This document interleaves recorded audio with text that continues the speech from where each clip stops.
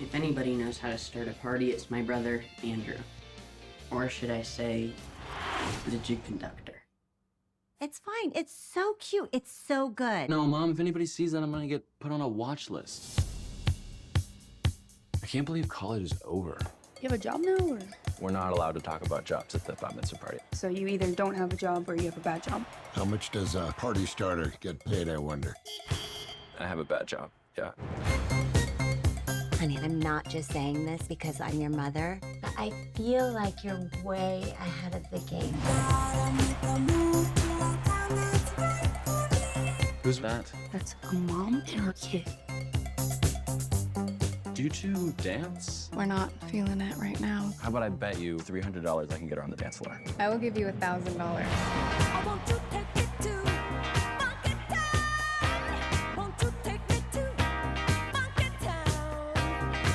She really likes you.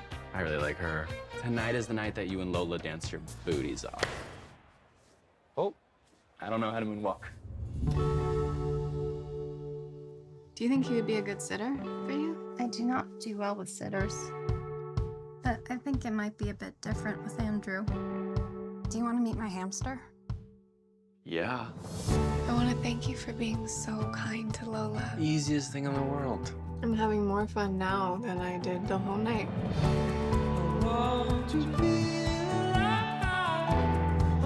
Do you have a husband?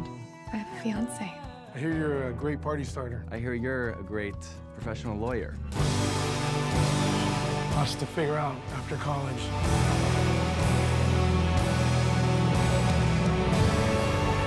Giving your heart to somebody is the most perplexing thing. You can't just decide that you love somebody. Yes, you can. No, you can't. Yes, you can.